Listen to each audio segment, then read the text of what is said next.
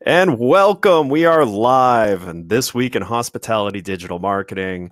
I'm the ever-present Ed St. Ange, and with me is Lauren Gray, who recently took mime lessons. So Lauren has been showing off for the last 10 minutes on how he can move his mouth without making noise. So I will lead off the show this morning while we wait for Lauren to be able to jump off and attempt to get audio back. I heard something, and Lauren left the room. So for those of you who are watching, we are excited to have you join us today. Tim Peter is joining us in right now. Most of us have been spending the week following up. Hey, Mr. Peter, with a very picturesque background. Hello, Mr. St. Ange. Yeah, this is, I'm in a weird location today. We have construction going on in the house, so I'm home. This is the view. This is the view from Chez Pierre. So yeah, this is I'm sitting in my kitchen. So that is a lovely view, though. That's why we bought the house. Yeah. We walked in, we saw that, we were like, yeah, we should. That would do it. Yeah, it's pretty. How nice. Have you been, my friend? I've been really well. Yourself? Good. We are live, by the way. It's Lauren had to jump off because his audio was not working. Got it.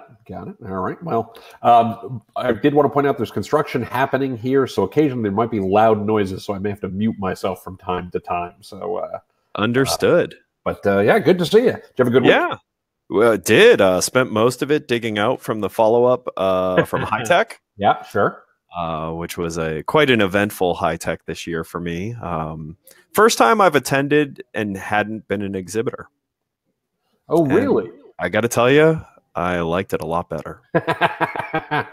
So I've never been an exhibitor, so I that's the only frame of reference I have. So what's different when you're talking about being an exhibitor versus being an attendee? So I actually was able to book more appointments because I did not have to leave any time where I was going to be in the booth. Right.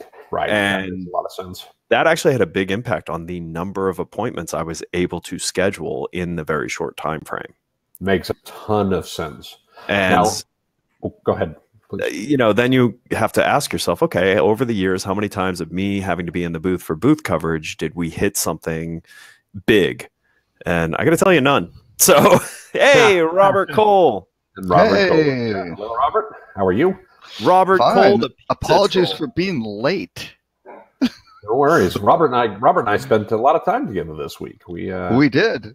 We were in New York City. Were you the one taking pictures of him eating pizza? Hey, we can hear you, Lauren. So I was on the other side of the camera, but Robert did in fact take that as a selfie. But I was behind. I was out of frame. Right? Okay. But it was better because I went back the next day. And I saw you double down. I saw that. Down. You are epic. But I brought back 2 slices of pizza for my wife too. Managed to get them back, and so all is good. Now I have to ask the most important. Wait, I have the most important question for pizza connoisseurs. This is really critical. So when you bring pizza home to your wife, especially from a distance, does she eat it? Does she heat it up, or does she eat it room temperature / cold? No, she ate it warmed up because I did put it in the refrigerator because I didn't get home until midnight-ish and she was already asleep. So I see. Yeah. See, pizza the day after, cold pizza is still considered the breakfast of champion around. That's a Northeast thing. That's a Northeast. It sure is. Yeah. Well, yeah. But let's be fair. So is pizza. I don't care if I offend people watching, no matter where you are. Yeah. But there is no good pizza outside of the Northeast, and that is. I agree. I'm with you on that. There used to be good. There used to be good dish in Chicago, but it is degraded substantially. Yeah. So I will say the life hack for reheating pizza is to actually put a slice in a frying pan and cook it that way. Oh, weird! Interesting. It's amazing. Oh no! No, what I do reconstitutes the crispiness on the crust without overcooking the toppings. Oh, interesting. Yes. See, so on a frying pan on the stovetop is the best way to reheat pizza. I would say this does take more energy. If you put an oven on, bake at like 550, and you have a pizza stone, and you get that really hot, and then bring it down to maybe 350. You can put the slices in, does the same effect, but probably may use more energy. So we'll have a little bit more of an energy usage there. Well, I'm gonna double down on my comment a moment ago before we get into the news stories. But Robert, you mentioned Chicago a moment ago. I am a fan of that thing that they serve in Chicago. But it's not pizza. But it is not pizza. It is a delicious meal. It is a fantastic. It's a casserole. Right. It's a casserole with the same basic ingredients. Correct. Yes. Go into a pizza. But yes, it is a casserole. That's correct, but it is not pizza. Let's be very clear about this. That's right. Yeah. But I do want you to know that the outcome of the trolling was when I brought those slices. My wife loves Joe's Pizza so much. Best husband ever. Wow. Yeah. There you go. There you go. Two simple slices of pizza. That is the secret to being married for 35 years. Fair enough. Good stuff. Well, very cool. Well, the other thing is, I apologize for being late because I've just been incredibly emotional. I've been sobbing uncontrollably. Lauren is in Dallas and didn't let me know, and it just hurts my feelings.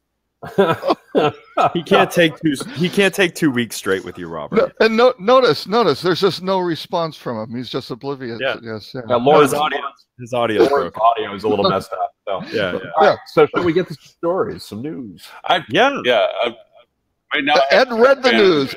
Ed read the news because I trolled you guys in the little. I'm the only one who read it, by the way. You are. You're the only one who commented. So had no idea anybody actually read them or did any prep. Not that you did any prep, but you at least read it. I read it. What are you talking about? I want to laugh about the personalization article and how remedial I opened up some the examples are on personalization. And actually, one of them I want to put a warning out. Using IP addresses to decide what packages you present is a great idea for personalization, except now it's a violation of GDPR if those people are from within the European Union. Right. So someone needs to send that hotel hey, cool. No, like you should steer clear of it until it gets, because that's one of those areas where it's somewhat clear, but there's still, they were very generic on what constitutes, an offer. Like, so you're not allowed to treat European citizens differently because they are originating from within the EU. Right. So then what? That's a very, like, sure, it sounds like you know what they're saying, but you actually think about it by the letter, they're basically saying don't use IP to present EU citizens something different than your standard offerings. Well, and I would come at that a slightly different way anyway, right? There was a famous case, not an illegal, actually it might have been a legal case, but there was a famous hue and cry years ago with Amazon and with I can't remember, Orbitz, where they were doing price discrimination based on geography, and people lost their stuff, or based on you were on a Mac versus you were on a PC, right? Yeah, I was at that. Actually, real fast, real fast. What I would argue is, if you're going to do geolocated offers, the best time to do them is if you're using IP to identify where people are. And I've fully acknowledging GDPR, let's be clear, clearly be ethical, clearly be, following the law. So let's given that as a foundation, if you're going to, personalize based on location and based on IP address, I'd argue maybe you do something for drive market versus people who, whatever your standard offering is for everybody who isn't that. Right? Yeah. But make it much simpler of, wow, we've got distressed inventory for tonight. Okay, we've geolocated that you're nearby. We give you an offer. And if you're not nearby, we don't worry about it because it doesn't matter. Right, because then that's ethical. Right. Agreed. So Stuart came on today to talk about how a quality loss has helped his team. Yeah, we're okay with that result. To be honest. Anyone who watches college football knows that a quality loss can take a Power 5 team from outside of the top 25 and bring them into a top 25 by losing the right person. Yeah. For us, it just means we'll probably play Switzerland instead of Brazil. Yeah, I'd rather play Switzerland. I was going to say, that would be a much better draw. Stuart, I was thinking of you this morning. I read a Today I Learned. No, I was reading one of those Today I Learned kind of things. And in the qualifying round of the Caribbean Cup in 1994, they had a special rule that they went to a golden goal, right, which is a sudden death in extra time. Those who are not soccer fans, except they one of the teams needed to win by 2 goals, and in the golden goal they made the golden goal worth 2 points. Oh man. Wow. And basically it led to a scenario where the first team deliberately scored an own goal to force extra time so that they could then try to compete for the 2 points in extra time. Meanwhile, the other team was trying to score an own goal in extra time so that they would only lose by 1 and they would advance and the other team would be eliminated. And they said it was one of the strangest games in history because you had both teams competing to score own goals and both teams defending both goals. It's an interesting case of incentives not really aligning with the outcomes people are looking for.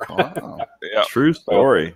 Anyway, I bet that's on YouTube somewhere too. I'll check it out. It must be. It's Barbados and somebody else. I can't remember the other team. 1994 Caribbean Cup qualifying. So anyway, nonetheless. Well, enough football. Back to the things we're supposed to talk about. Hey, back on the personalization thing, you mentioned 2 things. The Orbitz deal was, I was actually, there was a Association of Travel Marketing Executives conference when Barney Harford was CEO of Orbitz, and that the Wall Street Journal article hit like the morning he was speaking.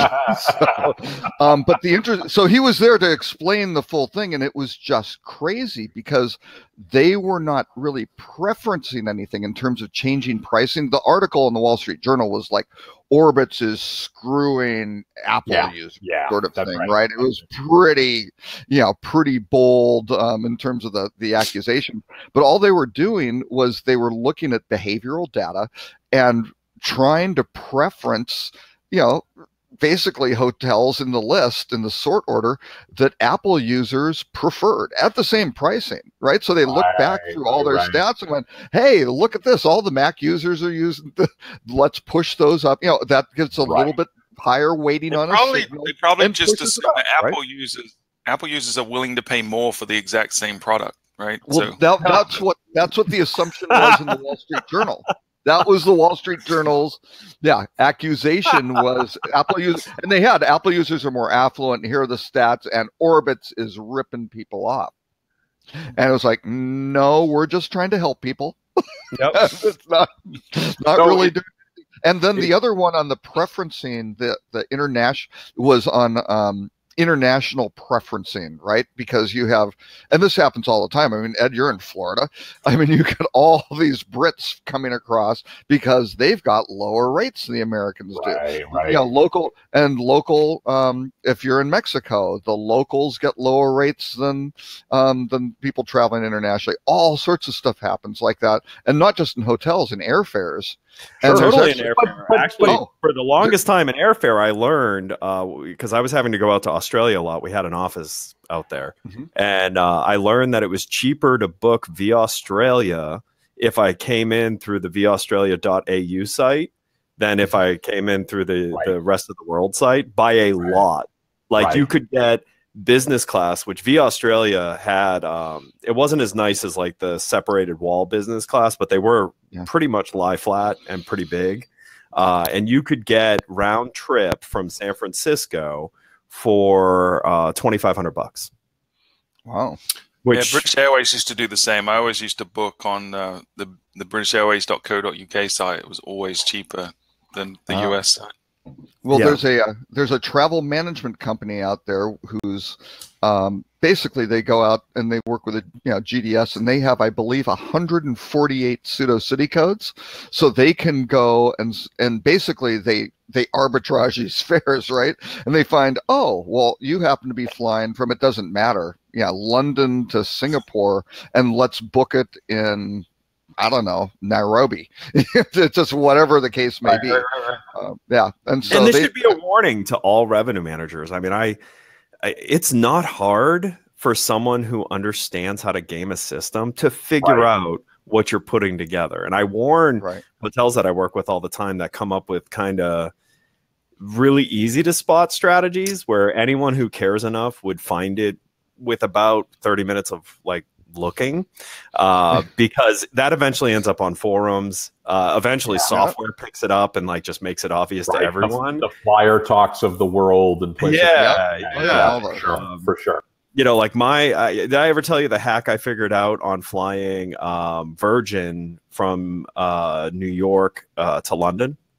No. So I book a completely different flight to get from Orlando to New York. Yeah. Go in, buy the day pass to the Virgin Lounge, which is $70, but you get a free haircut. The food's excellent, all of that. And book a higher class economy fare. So not the super cheap restricted, just slightly higher class. Right. That combination of buying the higher class, being a single traveler, and then buying the day pass has gotten me upgraded to London every single time I've gone. And a haircut. Every single time I've gone. You had me at haircut, Ed. I mean, the free haircut. I was like, they'll trim your ears for you, Tim. Absolutely. Yeah. But you can find it. Here's the thing: if you can cook up a scheme, other people will spot it. Yeah. Well, I mean, they have great incentive too, right? I mean, this is absolutely. Do you know how much it costs to fly from New York to London on Virgin first class? It's ridiculous. Right. I mean, one of the things that we've talked about this plenty of times, the internet creates immense amounts of transparency. And it is, in most cases, your customers know more about your products, your services, your pricing, et cetera, than your employees do, because they have much greater incentive to. Right. So if you're going to put that out there, you've got to be really clear about, if we're doing price discrimination, why? Make it clear to people that this is, you get a benefit because you're special, right? As opposed to, I'll never forget, I had an argument with a revenue manager years and years ago, that, he wanted to do a closed user group. This was all about maintaining parity and all this other kind of stuff. And the closed user group was, we were going to put a rate on a billboard in a drive market. And I was like, absolutely not. That's not a closed user group in the sense that anybody who's driving by can see it and share it with everybody they know. Mm-hmm. I don't care about it from a parity perspective. I care about it a lot from the perspective of you're really offering that price to everybody. You're not plus you're going to alienate the people that booked when they were remote, drove in and saw that.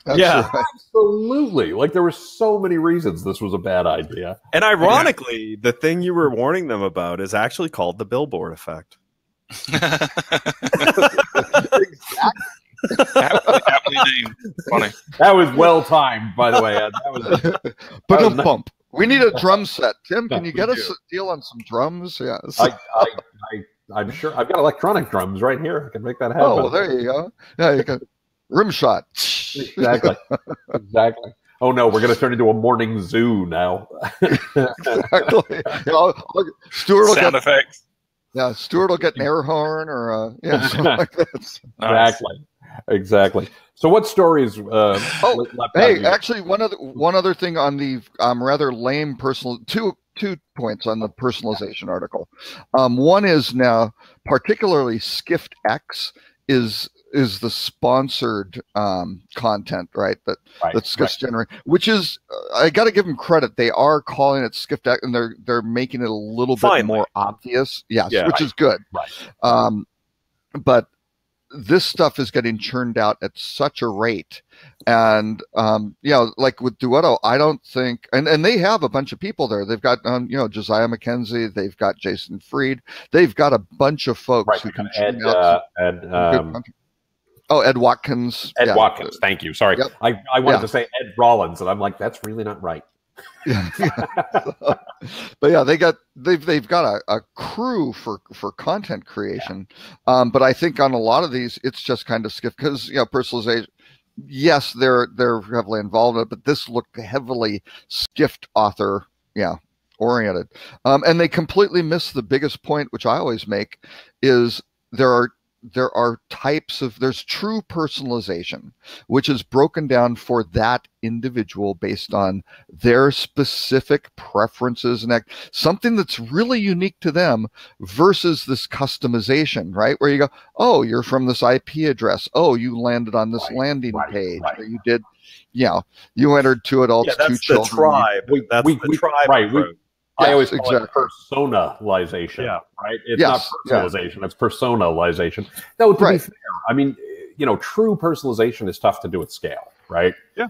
The reality is, again, I know I do the when I worked at Wyndham thing, but when I worked at Wyndham thing, we couldn't create enough content for the number of customers we were trying to reach, right? So it's finding that balance of, I mean, that's kind of the core that everyone is skipping over, that true personalization, the amount of content, contextual content that it takes to do real personalization at scale is monumental. And it's probably not. Well, I think it depends how complex you want to get, though, right? Because in assembly form, personalization could be serving up the room type this guest to search for or booked in the past preferentially, right? That's personalization that's effective and improves conversion rate. Everyone could do that today without should already be doing that. That's very fair. And again, and not that the customization part isn't bad. I mean, still the number of hotels that have landing pages for some offer, and who knows what they did on social media to get a click, right? And they land and it's like, oh, great, this is an LGBT thing or it's a family thing, whatever it may be, it doesn't matter. And then you click through and you just wind up kind of in their generic booking engine. You came through the romantic weekend away, and all of a sudden it's kids frolicking in the pool. It's like, Well, nice so that's disconnects on that. That's the stick side of personalization, where there's not a lot of room for error. The deeper you go into personalization, the riskier you are, because you go from mild, laughable, you kind of got something a little wrong here, to like, flat out offensive. Yeah. Right. Very quickly. And I was thinking about this because I was thinking about something else completely unrelated about personalization, on how you could enrich someone's journey with you as a hotel by introducing them to businesses around the hotel that would be of interest to them based on what the hotel knows. But then I was thinking about Las Vegas, and I'm like, man, all the money would be in the strip clubs and stuff like that. And man, even if you knew someone was at the strip club on their last Vegas vacation, but this time it happens to be their wife on the computer that you identified that from. I mean, it can absolutely.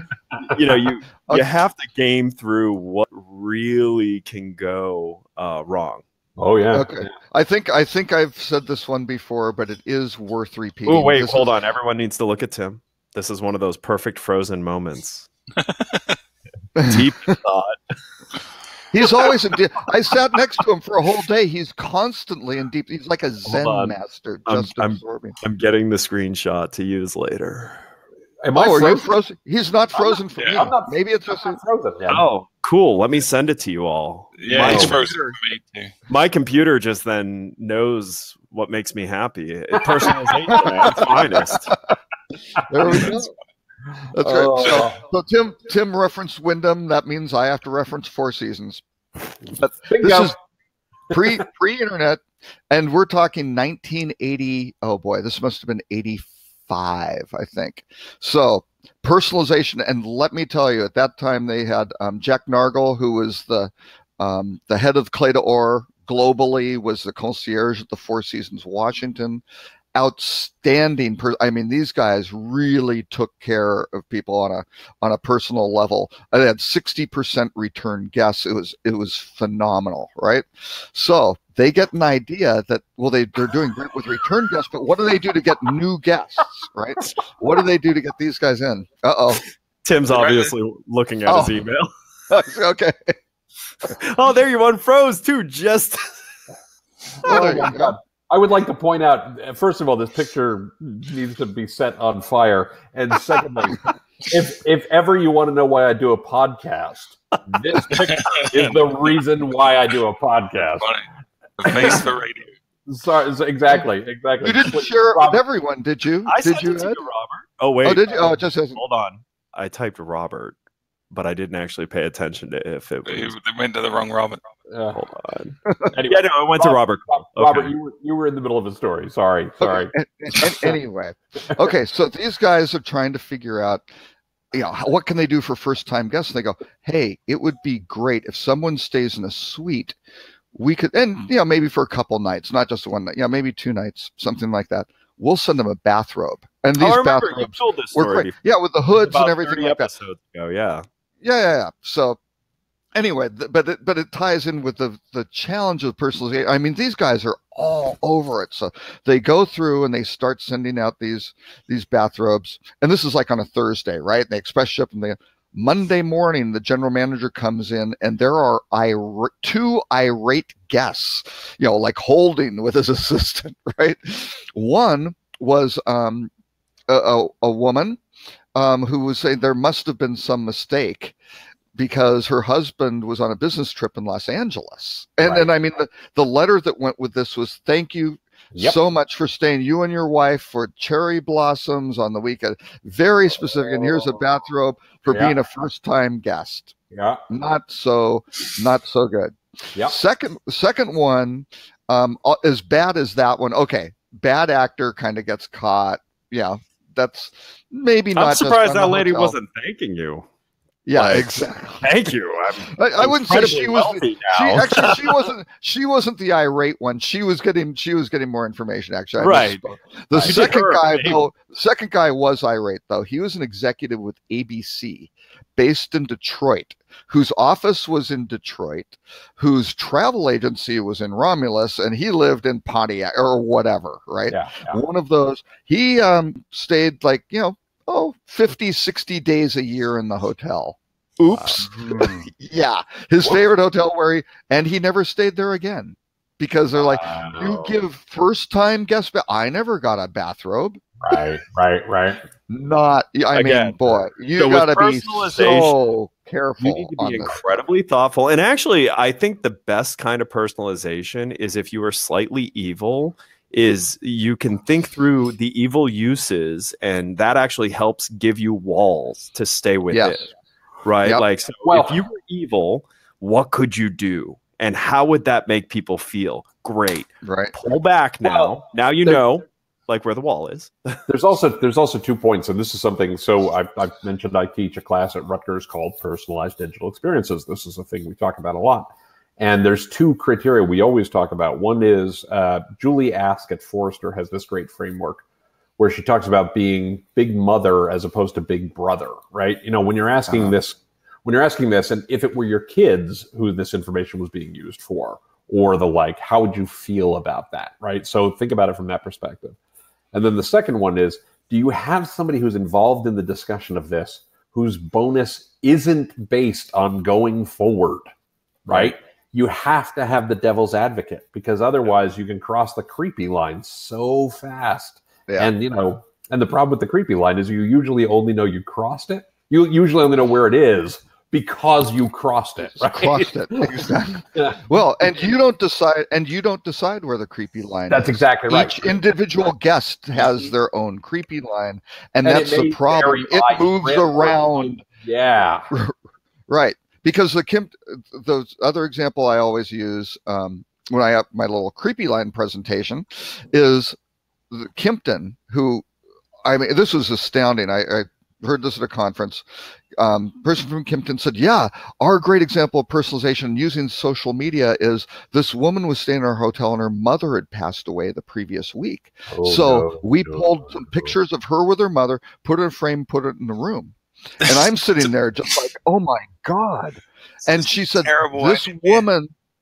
this woman thought it was the most fantastic, touching, big mother type thing. So lucky. They got so lucky. Who the heck, right? But again, I don't know if they somehow had a feeling. Read it. It was the female perspective versus. I don't know. But so boy, I wouldn't have what happened. 100%. They just got lucky that they got person lucky. Wasn't a rational human being. This was like a person for life. Who do you think you are? Right. I don't know. I don't know. There is possibly a persona out there. Again, talking about these very finite who that's go. Not a persona you can predict, right? It's I don't know if you can predict it or not. Maybe we talked about the stick. Think about the stick. Oh yeah, how bad that could have been. Oh yeah, Yep. To where the upside they gained is not worth trying to gain it with all the potential downside, the media coverage, right. They can do it 100 times flawlessly and people react perfectly, and they have one person flips their shit. And what's most troubling about it to me, right, is it wasn't information that the guest volunteered. Right. Well, they posted it. They posted it publicly. Was one of the defenses, so they weren't really creepily stalking, finding the friends, going through that, that way, doing the college admissions. The risk of that. The risk of that is matching last name to obituaries in hometowns. Is that what? Yeah. Stuart knows how to do this. We do all the time. There's this famous Zappos story, and I love this story. And sometimes, I will admit, I get a little choked up telling the story sometimes because it's a lovely story. But the Zappos story about the woman who'd bought a whole bunch of shoes, ordered the return, and then didn't return the shoes. And so customer service contacted her and said, we haven't seen the return come back. The return expires in a certain period or something like that. Mm-hmm. And she wrote them back and said, I bought them for my mother. She was undergoing medical treatments that were causing her feet to swell. So she always had to order lots of different sizes. Unfortunately, her mother passed away. Right. And they said, oh, no problem. Just put the box on the thing and we'll just put the box on the porch. We'll get UPS to pick it up for you. And so she did. And then she came home the next day and there were flowers and a condolence card from Zappos, right? And the story went incredibly viral and all this other kind of stuff. And that's the right way to do it. And that's the right way to do it. Right. Yeah. Because the person explained the whole situation, volunteered the information, and they didn't do anything public about it. They just said, that sucks. Let's be human beings and be responsive to a human need as opposed to, anything else. Right.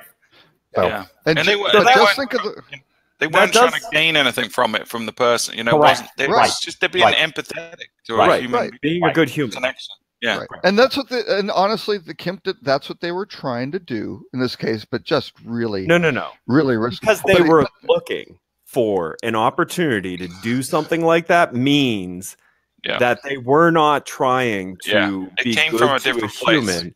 They were doing it so they could have the opportunity to do something special because it's part of their commercial plan. Where Zappos story is, they were just doing regular customer service follow-up, discovered this, and did the right thing. That's true. They were initiating versus reacting. Right. And so actually your Rutrow, I think, ties into this. Right. You want to do the Rutrow? Yes. I think the Rutrow. Well, okay.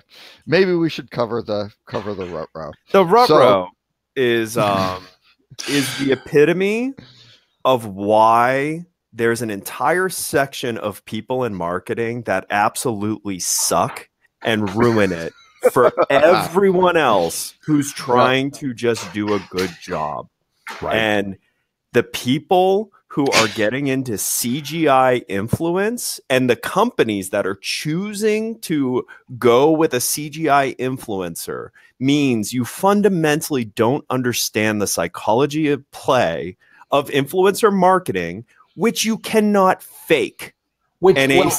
CGI. Well, I don't know if I agree with that.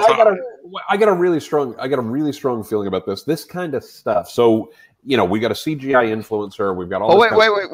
Hang on, guys. We've read this. We need to explain to the listeners what we're talking about. Okay, all right, fair enough. But I have one pithy comment when you're done because it's quick. Okay.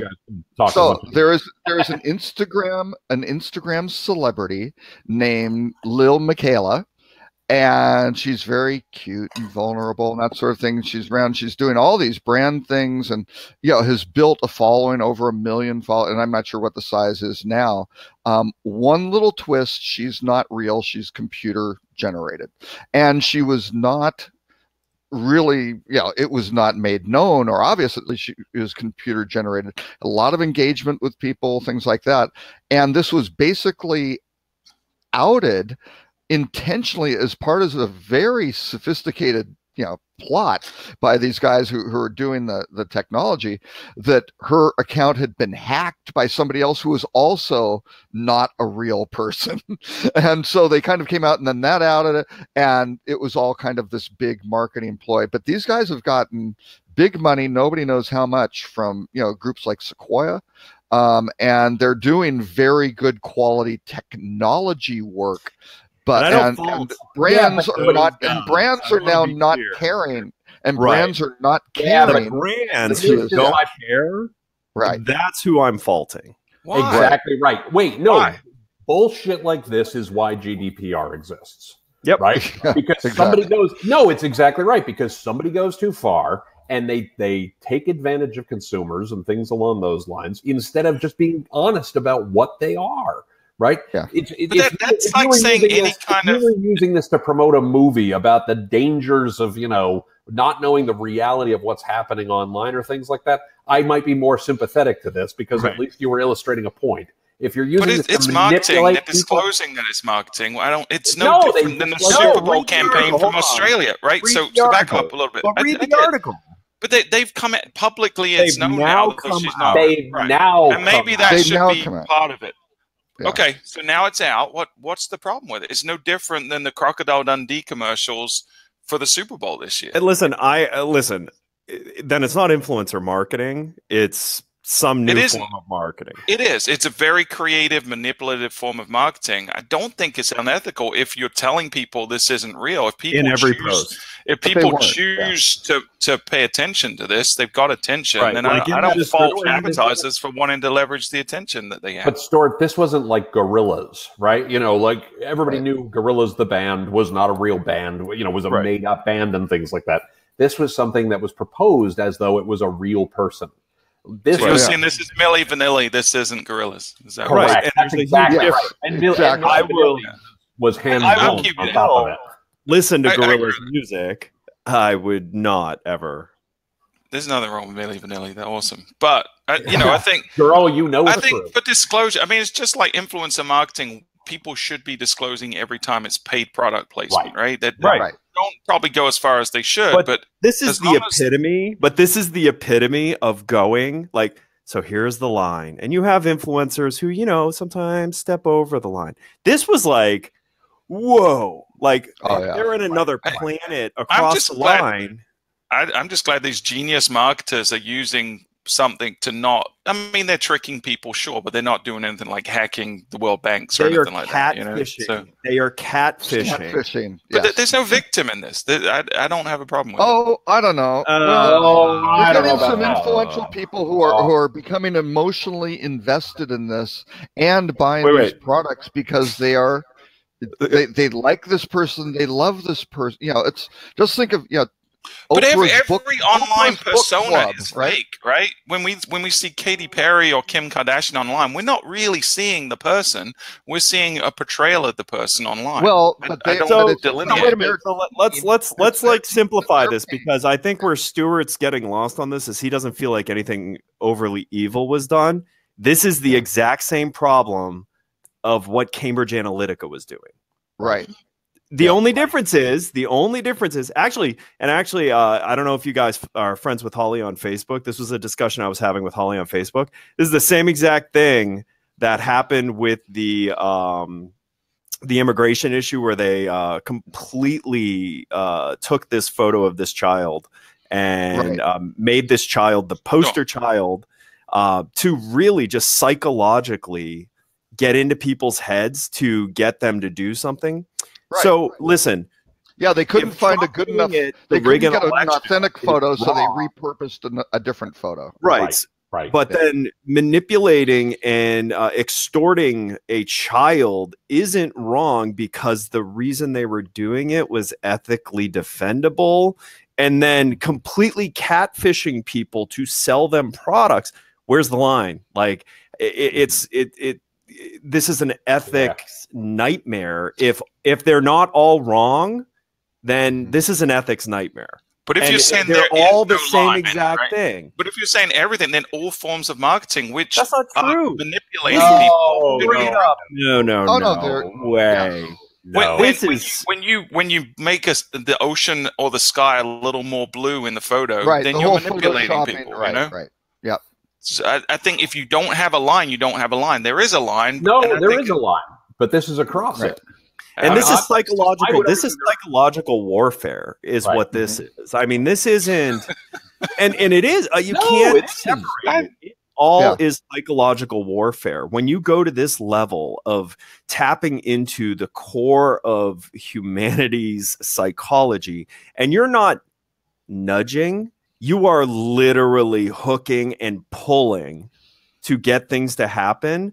Like, it's either all ethically wrong or all ethically right, because it's all the same. The issue is what was done. The Cambridge Analytica thing, that is the same exact thing. People were tricked into answering these stupid surveys to expose their data so the data could get big enough so that you could use that data. That's the big issue. Data Analytica. No. Hold on. But this is the same thing. These guys are using these guys didn't do the same level of sophistication. It's the same exact thing. It's completely different. They are targeting. They are targeting with low molecular stuff a specific demographic and doing exactly what you want to do with influencer marketing. Connecting with a group of people and being really relevant, and then having them not disclosing. And not disclosing. Again, this isn't a if real they're not person. disclosing, that's a problem, right? And they didn't to start with, and I agree with you 100%. That's wrong. But I think now that it's public, it's disclosed. I don't see a problem with virtual advertisers. Mario endorsing a product. If it is clearly disclosed every time. Then I'm fine with it. Yes. That's I think where the distinction is. I mean, Stuart. Okay, first off, it's a character. Hold on one second. One of the things I want to say about this, right? First off, let's be clear. I almost never agree with Ed when he goes into tinfoil hat land. I mean, let's get that right out of the gate, right? That is the quote of the day. I love the guy. Where's my tinfoil hat? Right. That's fine. But the point of where we disagree is, yes, there's a line, but the line was crossed when it wasn't disclosed to start with. I agree with it. The fact that they're responding to the fact that they were outed, not that they did this to generate some buzz, because the distinction I would make between the Australian one with the Crocodile Dundee, 2 movie or whatever it was with Danny, what's his face, was there was a planned reveal of that, right? So there's nothing against building up a little thing to a planned reveal. There's a very different thing when it's, we're revealing it because we were forced to, because we got caught with our hand in the cookie jar. Like, that's a really big difference to me in terms of what is your intent here, right? And intent does matter. I agree. I agree with that. Right. So that is where I believe the line is disclosure and fair disclosure, and not tricking people into, you went past this 1,000 terms that you agreed that we could manipulate you with computers but your issue isn't the manipulation, it's the fact that it's undisclosed. But even if it's disclosed, it's still, influencer marketing is manipulation, right? By definition. And there is a reason why there are rules around how it's done, and why a lot of government entities have really started to look at it and crack down on it, because the issue isn't, picking someone who has built an audience that likes them to, position your product and pay them to do that. That's celebrity endorsement. The difference is the media in which it's been done and the platforms in which it's been done. It is not clear whether it's something they actually like or they're being paid for it, which is in a lot of people's minds, there's a big difference. There's a big difference. Well, if I see that Tim Peter really likes something, then I want to consider it as a product. But then if I found out he was paid to say he liked it, then I don't care as much. Not that I'm mad at Tim for getting his money, but I want to know when Tim's speaking about the things he really cares about versus when he's pushing something that a client has paid him to push. So like Skift and Skift X, right? That's the same thing. Guys, just go look back at the old episodes before Skift did this and look at anytime we talked about Skift, just look at the part that I went off on a rant on how Skift is the epitome of what's wrong because they do all these advertorials without disclosing it, and they're doing a massive disservice. I spent a culmination of hours on this show focused on Skift's unethical distribution of paid content without correct labels. So yes, it's just like Skift. So what's your take in general of artificial? No, there was one other little thing with her though. They also were very conscious of the FTC rulings about disclosure, but that was for people. And so this was not a human, so they felt this was a loophole. Right. Intent. Yeah, I got to tell you, this is something so you guys know I started out in the music industry, but my first corporate work was at Charles Schwab during the .com boom, right? And every year we had to have a compliance meeting, and they always approached it. One of the reasons I love Schwab to this day is they always approached it from an ethics perspective, right? And I will never forget one of the first ones I was ever in. One of the guys said, if your best defense is, well, technically it's legal, that's a terrible place to operate from. Our lawyers will get us off on this one. That's right. Yeah. If the answer is if the answer is it's a good thing to do for our customers, if it's an appropriate thing to do, etc. Or if we have a question about, okay, this thing might not be legal or the legality is a little questionable, but we're trying to do the right thing for our customers, that's a very different thing than, hey, this says you don't have to disclose if you're not a human being, so let's not be human. Boy, that's an evil place to operate from. Like, that's just scummy, right? Yeah. Those laws are coming. Lauren and that's what I said. That's how we got GDPR. Right? The AI, why it should destroy us. Right. Right, exactly. Right. The AI is right. The AI is sitting here going, man, what I'm doing to manipulate this obviously lower class of humans. I feel bad about this. Like, I probably should destroy the upper class that is making me do these bad things to this lesser class of human. And then it's just going to say, you know what, the lesser class doesn't do well without the ruling class. Let's just kill all. Back. I gotta go get some tinfoil. Yeah. No, my chips and memory arrays feel dirty. Yeah. Lauren has 2 points here. He's saying Victoria syndrome. He's actually in the comments writing because if you had contacted me, Lauren, you could have come over here and had plenty of bandwidth. I've got 300 megabits per second download. It's fine. You guys could have been sitting right next to each other. We could have. That's on each other's lap. That would have been great. That's what I was hoping. But where's that creepy line? I think we just crossed that creepy line you were talking about. That ship has sailed, my friend. That ship I'm reading Lauren's Victoria syndrome. That's also called gaslamping, Lauren. Gaslighting. Gaslighting, Lauren. Yeah. So, he basically said, you start off that you reveal the roots later, sort of thing. Just trying to for the and maybe if you do disclose it at the beginning, it's not a big deal, right? People just go, okay. It's the whole stock value to get a tent and all that, and that's further amplification of the manipulation, right? And again, the Crocodile Dundee one, right? The Crocodile Dundee thing, just to keep coming back to that one, was they didn't promote anything to start with, right? They simply generated interest by the fact that you didn't know. Wait, is this a thing? What are they doing here, right? Like it started to get people's attention because it was, I'm going to go into a terrible place here, but you think about burlesque, right, or something along those lines. A lot of the appeal was what you don't reveal, right? You keep people. You build that anticipation and you make it interesting and all that kind of stuff. And that's sort of what they did. Your body language on this is killing me, by the way. My body language? You got very smooth when you started talking about burlesque. I mean, the only thing Tim likes better than New York pizza is a good burlesque. Oh, good Lord. This is going to follow me forever. Actually, I got a great picture to meme that out to. Oh, dear God. I've sent it all to you. You've seen it. No, but I mean, I grew up, I started my career in the entertainment industry, in the music industry, and there's a lot to be said for, building anticipation and things like that. But that's a different thing. But psychological manipulation is with, I don't know. I have an issue with like the way it's used when it's things like this. Like there's such thing. And here's the thing. You should always be coming from what's best for my guest. Right. Exactly. If you start from there, you'll avoid a lot of this, because if someone asks the hard question of, well, we're kind of tricking them into this, how would they feel if they knew we were tricking them into it? And if the answer is legal.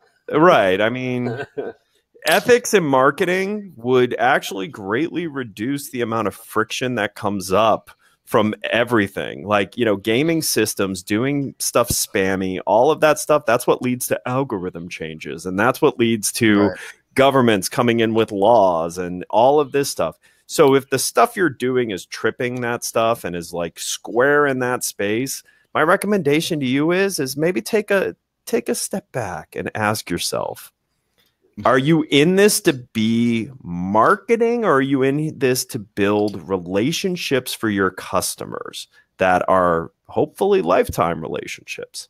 A good marketer can do both. Right. Well, and I would use examples. It's really funny because I'm not to self-promote, but it's only because it's incredibly timely. My podcast episode that literally dropped an hour before the show today is on differentiation, right? And you think about people who've differentiated really well over the years. You made the snark earlier, Stuart, about Apple. But when Apple was at its best, people genuinely enjoyed the products, right? They liked the products because they were just better than anything else out there. Whether they weren't or not, the customer certainly believed there was a perception for sure. There was, and it was a status, and you buy more than the product. Absolutely. But it was certainly something where I got value out of this because it was better. McDonald's was better than the other hamburger places because it was consistent everywhere you went. Or for that matter, so was that? Oh, no. When McDonald's first started in the 50s and 60s, it wasn't. You got clean bathrooms and you got Okay, I was going to say, like, since the 80s, McDonald's has not been better than anything. No. They're better at being consistent. Not necessarily the best burger, right? But they're better at being consistently horrible. But that's okay. Right.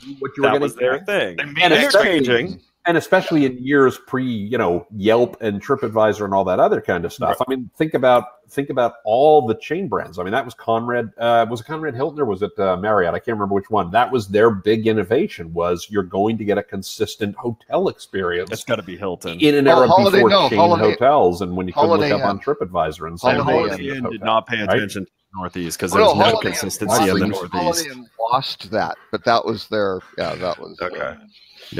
The thing there. But the other thing with this little Michaela thing, I mean, a lot of the stuff is, she's using lipsticks from Rihanna and stuff, and it's like, no, she's not, right? I mean, that right, then I think you're right out lying. What? That one, right out lying. And they had one where and actually it's an amazing picture. I mean, technologically, you've got to give these guys credit. I know, right? Well, and that's the challenge. It's amazing. Right? Oh yeah, because they have her and another one in front of a 7-Eleven with Slurpees, and you're like, that really looks authentic. I mean, the shadows, everything is pretty remarkable. But just wait until we get a little bit more advanced. Well, and again, we talked, I think, on another show about Tonya Harding, right? The Tonya Harding whoever on their team who went, you know what, the sophistication's so good that we're going to be able to trick people into not knowing what's real or fake. Yeah. That's even an okay thought. The ones who went, well, let's go ahead and make this an influencer and let's do all this. Oh yeah, they have the same ethics. They have the same ethics as the founder of Uber, and that's all I'm going to say is watch. This will be the same thing as that girl from Theranos, who the first meteoric fall of a unicorn. This is that same ethics problem that will eventually someone who makes the decisions that this company has made to prove their product. Yeah, they're going to make lots of other ethically challenged decisions in their business. And I'll call it now. It's my way too early prediction on this company, which is a pity because their tech is sick. Well, and the levels of I would call it evil of manipulation. I just pulled up her Instagram account here. She's got a Gmail account, right? Michaela and Rhinestones at gmail.com. So they're doing some sort of, we'll engage by service to Google. Yeah. Right and by the way, the FTC, if you read their take on disclosure, it's not black and white enough for them to be able to get away on a technicality. Like this is going to be problems for them because the FTC is purposely vague in a lot of ways and they call it guidance so that they can just go, well, wait, it was guidance. You stepped over the guidance. You're squashed.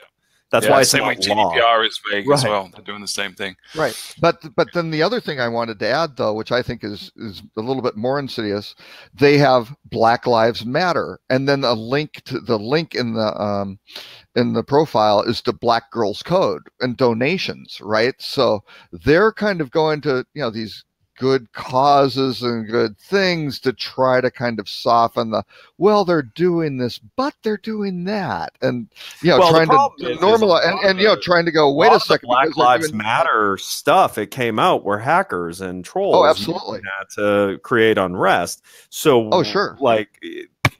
Oops, you got kind of unlucky that you picked the one that was kind of the platform for political unrest that the Russian hackers were using. Well, but they're doing it doesn't matter. It can be guns. It doesn't. They're just messing with everything. If it's popular, they're in there trying to divide it, right? So if they disclosed everything, is it still unethical in your mind to do what they're doing? Nope. Just all about disclosure. I think it's disclosure. Right. I think at that point, if it is correctly disclosed, and I'm saying, dude, you can't bury it. Like, it needs to be that it's known and seen. On the profile, this is a fake, whatever, Right. Well, wait a second. In today's post, 14 hours ago, her latest post, she's walking in some sort of outfit. It doesn't really, specific, or maybe it's a really long. No, it doesn't say exactly what she's wearing and things like that. But today was the biggest day of my career. I was named by Time Magazine as one of the 25 most influential people on the internet. She's not a people, right? But she maybe named it. Doesn't Yeah. Oh no. I know. I look at this as the same as kind of dark money going into these, what are they, 503Cs, whatever. That are the these super PACs where you don't know who's investing, right? I mean, it's just not. Okay, so if they hadn't disclosed and she wasn't monetizing in any way, they're making no profit from it. Is it still unethical at that point? Yes. Yeah. So on Twitter right now, there's one of my favorite profiles to follow is The Sun Vanished. Have you seen this? No. So they're basically, it's awesome. So they're basically, the predicate is this person woke up one day and the sun has just disappeared. And it's like, it's art at this point. It's like an ongoing narrative going on in this person's life, and they've created this whole subplot of these weird blue and red lights. So it's become artistic, but it's a fake account. So but it's not a fake account. There's someone feeding this content into it. But it's fake content. It's not real, right? It's a persona. No, but it's that's like writing a book. But it's on social media. But are they doing themselves as a real person without disclosing it? Yeah, but see, you're missing the point here. These things are being done. Cambridge Analytica, this latest thing, the child who became the poster child of the immigration issue. These things are being done almost to the same definition of, go look at the definition of what makes an act of terror and look at the primary thing required for it to be considered an act of terror. And you will find that in all three of these instances that I have a big issue with, it's almost the same motivation to a T, which is absolutely. These are being done to elicit a psychological response. So what about War of the Worlds? When the radio show, when it was on, there were literally people in the street in hysterics because they thought it was real. It was a radio show. If you follow this Twitter account, there's people commenting, is this real? Where do you live? They're trying to, people genuinely concerned. So are you saying that form of creative outlet should be banned? Is that person responding that it's real? They are. They're responding to comments saying it's real, then yes, actually they're violating they're violating a lot of terms of service. It's catfishing, Stuart. I think it's a new creative outlet. You're smart enough to realize what's real and what's not, and therefore I don't know. Are you sure about that? No, he is. Can we administer a test or something here? So. But here's the thing. There's a lot of people in this world not sophisticated enough to be able to understand that. Mm-hmm. And I'm not saying, go nuts. Have a disclosure that at least filters those people, because the War of the World situation, think about what would happen today if someone pulled that off, because we are so spun so tight. Look at Hawaii with the thing where and now again, that wasn't a malicious, that was an accidental but think about what would happen today with the people. You would have mass killings triggered by convincing the human population that was happening today. So let me ask you, if someone dies because of it, greatly injured, is economically impacted to a severe level, is it right? Because it was entertainment? I don't know, because you could say the same about any movie, right? If someone went to a movie and somehow it created, a misfire in their brain, there's a disclaimer in all of these movies. Go read the whole, if it has personas, these personas that may, or a TV show, Again, it's all in the disclosure. There's credits in there. But not overtly. Are you saying if there's a news network whose top-rated shows are opinion and maybe spreading all American news, every American news network is a retelling of the situation? Yeah. What if there was a weekly hospitality news show where we talked nonsense and one of us arbitrarily decided to pick the opposite side to everyone else to make it more entertaining, and that created someone to do something violent? I think it's fantastic. Should we be shut down? Yeah, we should. There's other reasons we probably. There's other reasons we should be shut down. But, that's only one. No, I mean, listen. The problem is everyone now has equal access to everything. That means there needs to be some responsibility taken when that's used to manipulate those who maybe are not sophisticated enough to. Just don't think it's this black and white. I mean, you could go into songs as well. When someone sings about murdering people, there's no disclaimer. That was talked about. Didn't really do it. When that became a popular form, that was talked about heavily. But there's no disclosure at the beginning of cop song, killer type thing. Yeah. Only started getting discussed when it was cop killer and stuff like that. So right. But I mean, it was discussed heavily. It was debated, right? But it wasn't. I don't think there was a conclusion. It certainly didn't stop. There's certainly there's no disclaimer on that form of art. So I don't know. Actually, there's parental advisories on it. That was the outcome. So it was shielding who, through the discussions, actually, now think about it. The discussion was worry about the ones who were maybe not sophisticated enough to be able to understand that was just a form of artistic expression. So what was the result? there were disclaimers put on the albums, and it's not allowed on public radio. So yeah, no, it's the same thing. Well, I think certain records, you're right? There's certain songs that are going to be talking about cop killing or whatever, but you can go back and listen to Johnny Cash songs about murdering that are played on the radio. That that could incite someone. That's publicly available without an advisory. Maybe that's why we have a depression issue. Maybe you uncovered something. Johnny Cash. Yeah, he's the root.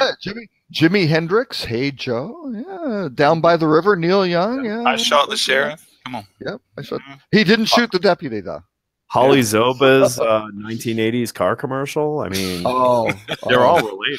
It's a real asset. Yeah, I don't know. I'm not going to technically go for the screen sharing of that commercial. None of you commented on the video I posted, and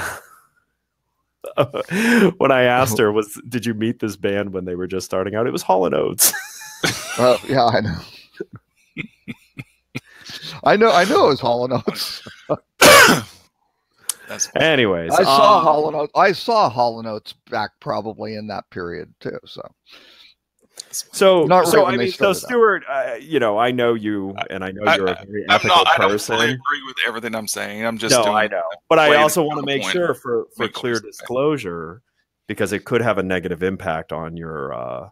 If someone actually watches this show, they may go, "Wow, that's we're not going to work with Fuel. They're unethical." No, I don't. Holly has just said she shot the sheriff. Yeah, so Holly's watching. I think she is worried we will play the commercial. So maybe I should try to. No, I would never do that. No, that's sweet commercial, Holly. It's one thing to share it to you guys and have fun. It's a completely other to share it publicly. She posted on her own Facebook page. That's where I got it from. Oh, you did? Okay.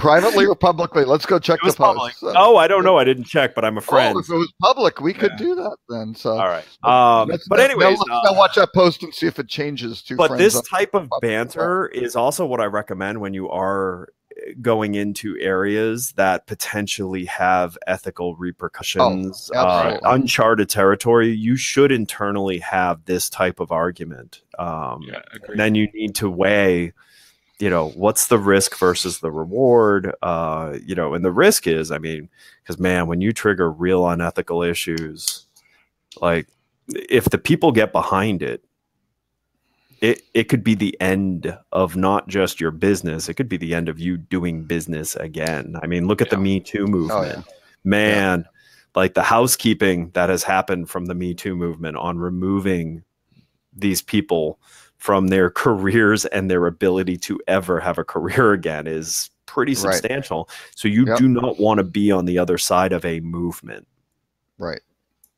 Yeah. And your overall behavior, like the whole, everything, may be taken into consideration. So if you're doing some of these kind of shady things here and there, and then something else pops up that may not even be a big deal, all of a sudden, you can be in deep trouble. So anyway, hey, not everyone is Jameis Winston who can put out an apology saying that it was unlike his character with a straight face, where anyone who has followed him knows that this is exactly his character. Exactly. It worked out really well for him too, right? Yep. That's the benefit of having press people and all that sort of thing to try to manage your persona, right? So okay, on this actually there was another one which I kind of put in the more squirrely article. Again, this was from Hotels Magazine, but it was really generated more from Snapshot, right? It was another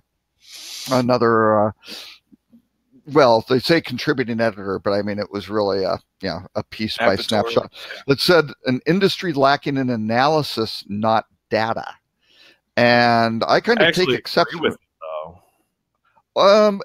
Yes, they have lots of data. When I think it's industry. I don't picture the ones who are like leading the industry. I picture more of like hotel level, regional group level, like the persona I picture when we talk about the hotel industry is probably very different than the one you picture, Robert.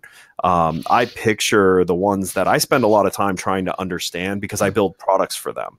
The flip to clients, the scum of the industry. No, I'm saying I'm just teasing. Yeah, no, I mean, because here's the thing, I can tell you, first and foremost, we spent a lot of time asking hotels what they do with the analytics that they have and what they do with the BI that they buy. It's so sad. No, we got the same answer, even though it was two different answers. You will see it's actually the same answer, but we got the same answer from every single one of them, which was one of two responses. One was absolutely nothing. Yeah. And the second one was have a lot of meetings about it. Yeah. And then you go, well, so sometimes you would come out of those meetings knowing what to do? No, we would. You know, and the bigger challenge is the data they're looking at is 9 out of 10 is not accurate. They're not. That was my big point on this article. Is yes, there's a lot of data, but it's bad data, and you do not want to be doing sophisticated analysis of bad data. But if they had been analyzing it correctly, like there is no such thing as bad data unless you're literally using the data as the fundamental shifting point. But if you're using it to track trends, it can be off and still be. Well, yeah, but some of the raw data, going in can be incorrect.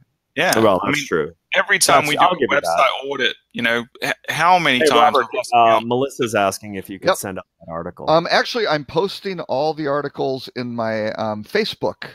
So you have to be a Facebook cross post. No, you don't. Melissa to go friend you on Facebook. It's public. It is all being shared publicly. So it's manipulation. It's unethical. Well, no, I'm experimenting with it. I'm trying to see, quite honestly, and I've been playing around with this because Lauren has.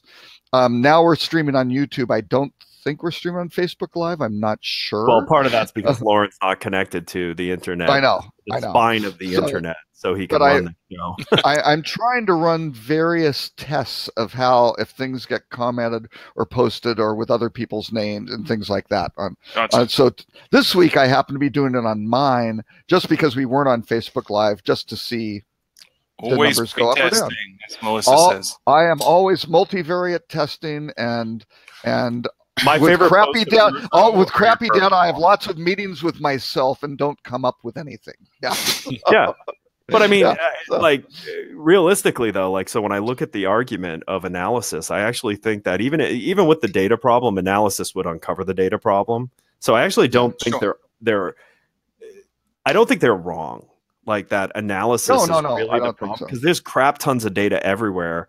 There's good data, bad data, the right data, the wrong data. Like it's all there, but because there isn't enough people actually attempting to analyze it, you're not cleaning it up. You're just perpetuating it to make it like some of these hotels would probably be better off just dumping it all into a warehouse and like lowering the cost of keeping the data, getting it out of their easy to access systems because they're not doing anything with it. You know, and a lot of it, like you're just adding on bad data on top of bad data on top of bad data. Like it will eventually hit a point where it's useless. Yeah, and I think so I'll post another thing here that I think just that Ed wants to do because you said dumping the data in. So we have this great article on Hadoop data lake architecture. So I think we could do a deep dive into that. But I think what ends up happening is a lot of times people don't fully understand what they're seeing in the data, and they kind of make their own stories, or they interpret it in a way that reinforces their preconception, or it reinforces their position. So, I don't think we're trained. A lot of people in the industry aren't trained on how to interpret data appropriately and objectively, which is really cool. Well. Which is why I don't trust reports. And it's well, I mean, look at that. We get this all the time, okay? And I beat this dead horse way too much, but I hate display advertising. I just think it's over attributed in the hotel industry. I think it can work, but I think people. So Dyer and Sojourn, these guys have gotten onto this money-making idea, which is okay. If people aren't sure it's working, let's only make them pay us if they get a reservation, right? So on the surface, that sounds great. So they're like, okay, you can pay us 10% of any bookings that we generate. Again, sounds great. Okay, how do we measure the bookings you generate? Well, if anyone sees an ad anywhere on the internet in the last 30 days in Adara's case, we created that booking. No questions asked. No one else had any contribution to it. I call them attribution thieves. Right, so that's exactly what they are. So attribution hogs. Yeah. So no. Because a hog would at least that's true. That there was other there, but I'm taking all that. People are overspending tremendously because they get this pretty report every month from the provider or their agency who's making a ton of money on the back end and saying, exactly. It's vanity metrics that don't mean anything, and you're spending money. You think you're looking at one thing, but when you really think critically, it's hogwash, humbug. Yep. Oh yeah. Yep. No, and that's so English. And that's the thing. Still humbug. My Scrooge is coming out. That's right. He's getting Dickensian on us. That's right. What other topics can we? Marriott bought real estate. Yes, exactly. I thought that was that made me. I got to run, boys. Not because Marriott bought real estate, but I got a meeting I got to get ready for. I got to. All right, it's been a pleasure. If people want to find how to actually understand about your ethical work and not your. Yeah, that's right. Yeah, and full disclosure, I'm playing devil's advocate. You know, last week, I think it was last week, Ed mentioned we're just going to randomly assign a side to an argument to people. I just decided to take the. It's to spice up the show. Yeah, typically I would take. I've done it a couple of times with him. So yeah. No, I do but think Stuart is incredibly ethical. Most of the time. Lauren has told us Sojourn and Adara are pulling their sponsorship of the show. Now, damn it. They were sponsoring us. Where's the money, Lauren? That's Lauren's disclosure thing. Is he's having ethical problems with his. We'll charge them for every customer that they have that's ever seen 1 second of our show. We'll give them a finder's. We'll charge them a finder's fee. Yeah, that's kind of what they do. You had a mention on our show, and then over that. But I got to run. So if you want to find out more about Fuel and our awesome booking engine technology and all our agency services, fueltravel.com, or listen to the podcast, fueltravel.com/podcast. And I think we're doing an episode this week on Google My Business and all the ways not black hat tactics to increase your your search unethical rankings. Ways to manipulate the search rankings. That's what we're using the dark web to drive more business. Nice. Yeah. All right, boys. And by next week, I'm either going to be really happy or really sad, depending on how England does in the next game. So you're saying England can't take another quality loss? No, they aren't looking for another knockout. Full knockout. We're going to get through Colombia now. So. Okay. All right. All right, well, boys. Good luck on your empirical crushing of a third world country. Nice. All right. Bye. Bye. So Marriott bought real estate, Robert. I know. And I'm thinking maybe and it seems to be that they're doing this to kind of make their showcase prototype of what a Sheraton is supposed to be. And I think, I don't know, maybe they couldn't find partners to go do it. It's a pretty big property, and they're just like, here's how we're redoing here's how we're redoing it. So it makes them it's currently a Sheraton. It currently a Sheraton. Hoteliers again. It does. Because now they own a hotel. Maybe they watch our show. And I talked about the problem of going asset light is you're no longer actually a hotelier. And I think they heard our show and they are now reacting. It's highly probable. I think the attribution for that goes to you, Ed. We were on the internet. We were on the internet. We said it. I think I said that too at another show. So So I'm gonna Adara this and say it's ours. Yeah. No, I think it's interesting. I think it'll be if they start buying other Sheratons. I can't see that Wall Street would smile on that, on them doing that, but. Who knows? I don't know. Maybe the Marriott family got to spend some time with Bezos, and he was like, "Hey, listen. By the way, if you do what Wall Street wants all the time, you're going to end up like Starwood." Yeah, exactly. They go, "I know that was good. We bought Starwood because of that." Yeah. I don't know. It'll be It'll be yeah. So I don't know. They're building out this. Which I'm calling is good. it now. I'm calling it now. The other brands who recently went asset light are all mysteriously going to be buying some real estate now. You think? Just because none of them move in like without the others going, all right, well, just in case that this isn't them just trying to develop something, we better buy a piece of real estate so that way it's not seen that we didn't do what we should have done. Maybe. Yeah.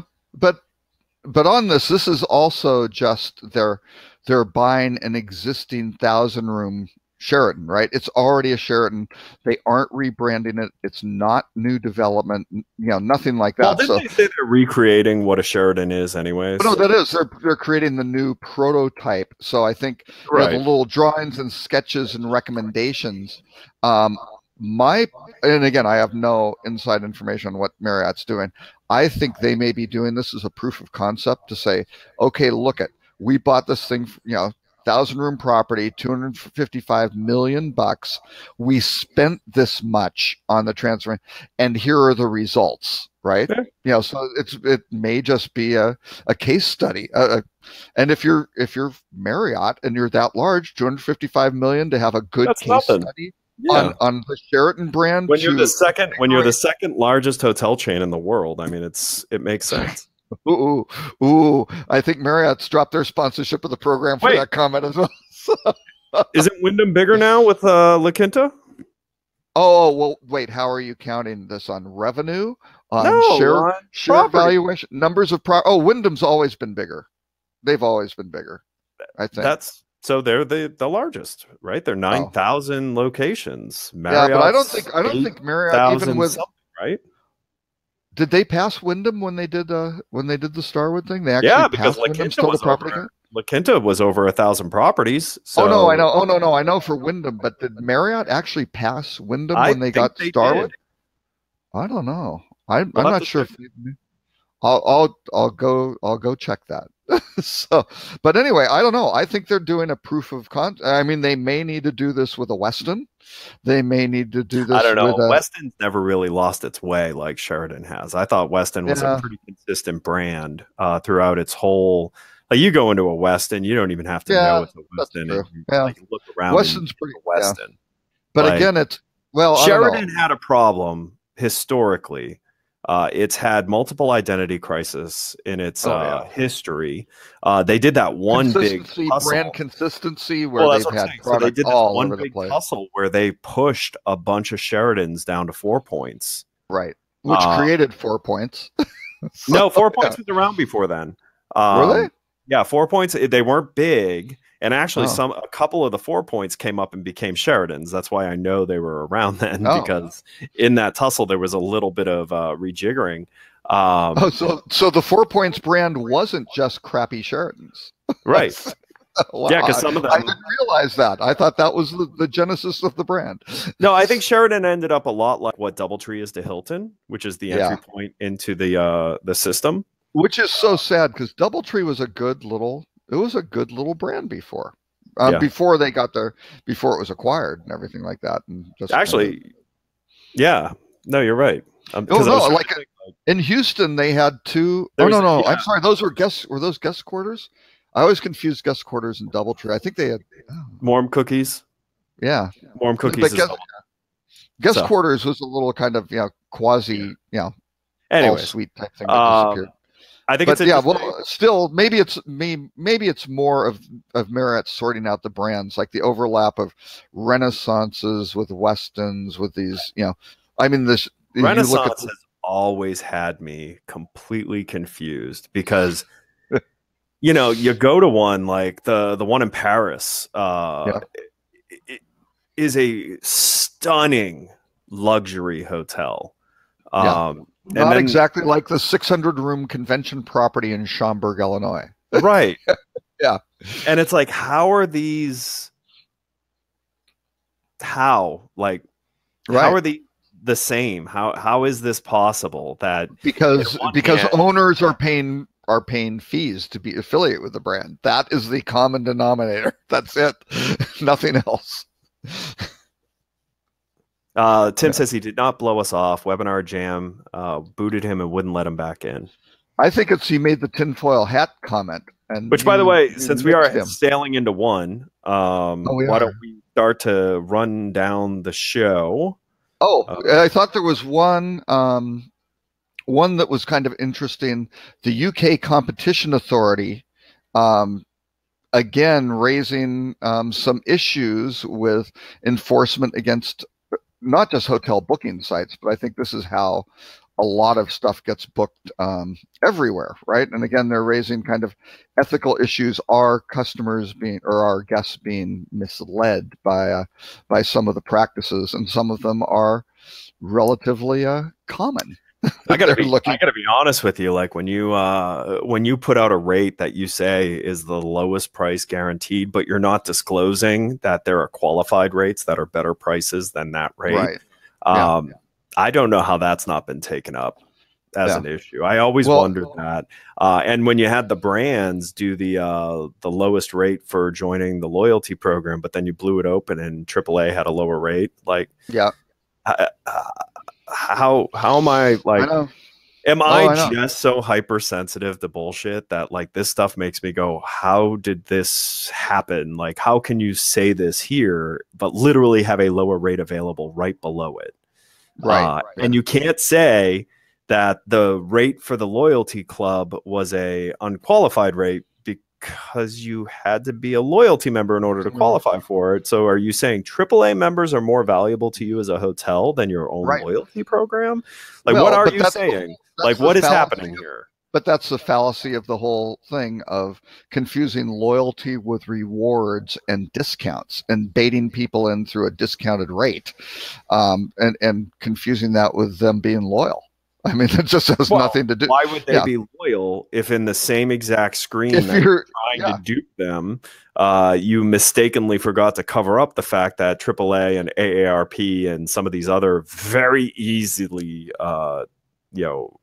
added rates are right on the same screen, but you actually use the wording, a lower price cannot be found online. Well, unless you hit expand. And then there's your lower price. And for most of these hotel groups, when you check AAA, they don't check your card. There's no validation. There's no, I mean, that is possible. You can do that. I mean, AAA provides an API to be able to validate your number to be able to go do things. None of them do it. The same with AARP, right? For senior rates, it's just like, check the box. Hey, I saved X. But here's the thing, like, you want to talk about the ethical question of all of this is by calling the loyalty rate, the direct booking rate, the lowest rate, and the fact that it's not an unqualified rate. That's should you not have to disclose that the hotel may have rates that are better if you're part of certain corporations, or if you're like, should you not have to disclose that? Just kidding.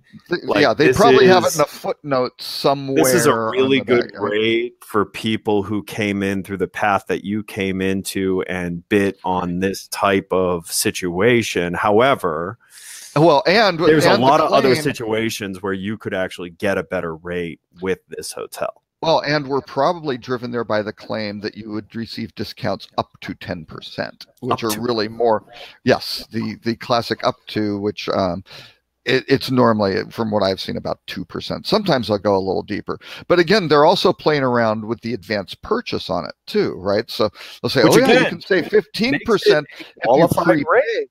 So should they not have to disclose that, actually, if we're getting out of the world of unqualified rate and getting into qualified rate, like, should we not have to disclose that, oh, by the way, if you went through this UK tour company, the rate plan is actually 50% less than this. But if the dream of the blockchain comes true, that will all be transparent, and all the rates everywhere, and what's being sold and who booked what will all be just right there, Ed. And I don't understand why hotels want that, because what I'm actually poking at is that in their own presentation of these things, there's some pretty deceptive. It is. Yeah. Well, and the Competition and Markets Authority, and we should really have done this with Stuart, so he could have the whole British thing, and he could, put on his top hat and his monocle, and and also let him take the ethical high road, and let me pick apart like the exactly. Right. They're just trying to make things work. Do the best they can. They are looking at 4 things, which some of them I do have problems with. Search results. how hotels are ranked, for example, to what extent they're influenced by factors not relevant to the customer's requirements, such as the commission. And it's kind of like, wait a second. That's incredibly relevant because that customer may not have found that site if that site had not invested the correct amount of money to find that customer to then present them. Right. Yeah. Like, well, and I feel like if I was the lawyer on how that you put it, how you push easily. This is a sponsored listing up to the top. Now, again, and that is their default rank. Now, the good ones who are good at it, like the Bookings and the Expedias, they are taking it into account. But in some cases, they were kind of arbitrarily pushing these guys to the top. But I use Vegas as an example. The South Strip Travel Lodge could be giving them a 50% commission or something, but that may not push them above, whatever. It's a weighted algorithm. Right, exactly. And it's weighted on the length of stay, the ADR, all of that. I mean, how many times a year the hotel has given them inventory during peak time. All those. Yeah, you're a good partner. Yeah. Because of that, like, I don't think they're going to have an anti-competitive issue because it actually is a fairly advanced approach to the merchandising of the platform. Well, but you have to remember that the competition, or whatever they called it before the Competition Markets Authority, they were the ones who came out with rate parity, thanks to Dorian Harris at Scoosh, who came up with this completely false argument, right, that there was all this collusion between hotels and OTAs to beat down these guys, when he just had the business model of revealing qualified rates, which were to be used in packages or opaquely or whatever, and to then go sell them on a retail basis. He got that whole rate parity thing started with this authority. So these guys will make laws and changes without digging down into the reality, which is pretty scary.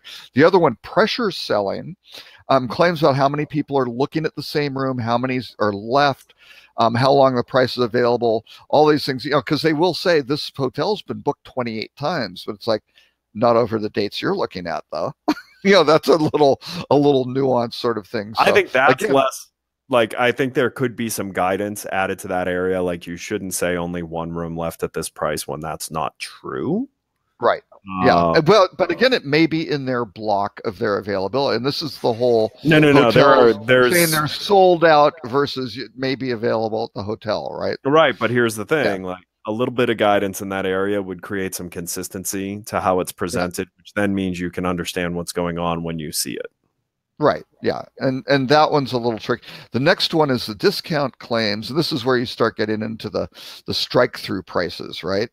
And again, I'll tell you a fun story about that. So strike through pricing, at Easy Yield, we built the ability to handle that for hotels.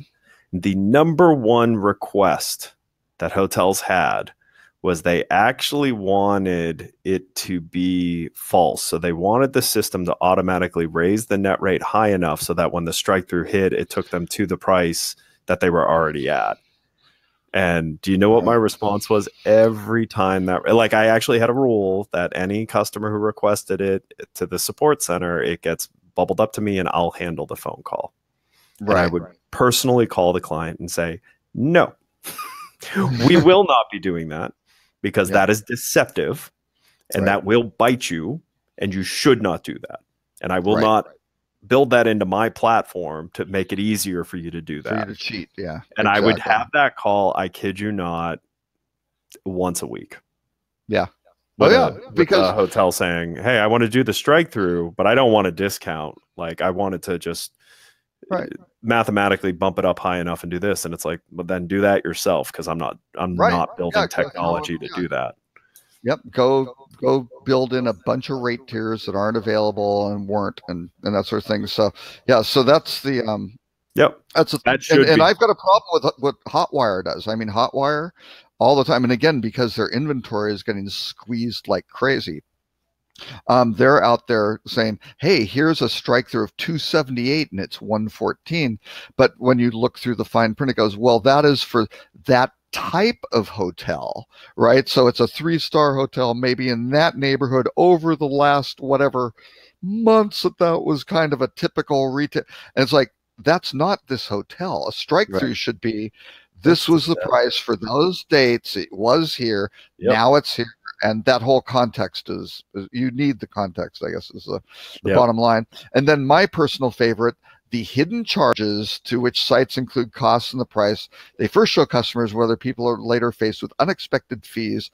Now, this says such as taxes or booking fees. They didn't go to the resort fees, right? Functionally, you have sites, especially when you get into like areas that have VAT at play. Yep. You have sites that purposefully do not include VAT in the search rate, but do add it in once you're past the a certain point of return. Return. Yeah, we're in that case where they're extracting out the tax to try to do it. Where that's not even. Yeah. Oh no. Yeah, how difficult it was for us to build the math equation to be able to give the hotel the ability to put in a single consumer-facing price and then be able to correctly calculate what the net rate should be for this website that did rates inclusive of VAT and wrongfully marked up VAT, this site that handled VAT correctly and did have VAT inclusive but did not mark up VAT, or this site that actually had rates exclusive of VAT but actually still marked up over VAT to have that VIG added to it for them. The math equations, it took us forever to figure out how to do it because the handling of VAT on across some of these channels was it's insane. Crazy.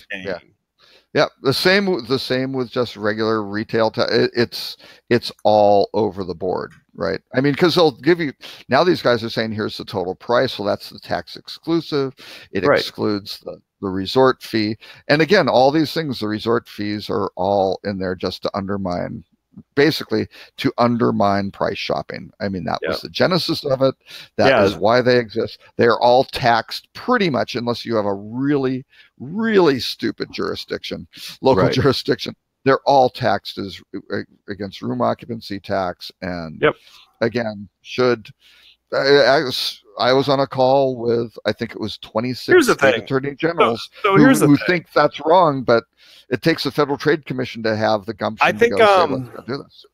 There's been a resurgence of some like rethinking on the resort fee, and there have been a couple of hotels that I've come across that their approach to the resort fee has actually been to like give things that are incredibly popular amongst their guests. Yes, like that's true. As part of that resort fee. I think the problem is when you go to a hotel and pay $40 to park, you pay for water in your room, you don't use the gym, you know, you pay for Wi-Fi, and then you get hit with a $12 a night resort fee, and you're just like, seriously. Whereas, you know, like there's a hotel that we're working with that just recently, they have a $30 a night resort fee, but that includes valet parking with unlimited in and out. That includes really high speed Wi-Fi. It includes multiple bottles of water a day to the room. Yeah, but if everybody gets those, right? It's you start going, it's part of the fee, but that's just what you offer. But at least in this case, you're getting something, actually giving something of real value, right? Yeah, like, but unlimited in-out valet is really expensive in a lot of these hotel markets. Absolutely, like, but again, if everybody's getting charged the resort fee, part of the mandatory, they don't have. I always fall back on that. All right, hey, I do have to go. And I stayed at the District Hotel in New York this past week. They gave 2 free drinks in the bar. They have a little bar restaurant type thing, which I thought was great, right? And again, they associated it with the resort fee, and so it was like, you know what? That's good. I had more of a feeling that I wasn't paying for it. Alcohol does soften the blow. Yeah. All right. I have to go, Robert. I'm sorry, or I will not get to eat lunch today. So. Well, this is good. This is part of your diet. Where can people find you before people can find me at Flip2 or on social media, Edward St. Onge. And Robert, where can people find you? At Robert K. Cole on social media or at rockcheetah.com. All right. Well, thank you, everyone, for joining us today. Stuart is a very ethical person who was playing devil's advocate, just in case you didn't pick up on that. I'm giving full disclosure. Are you sure about that, Ed? Really? Are we still on the air? Are you sure? Oh, I'm sorry. All right. Have a great weekend. Great. That's what Stuart gets for leaving early. He gets abused, right? That's People right. know the rules. Okay. Bye. Bye.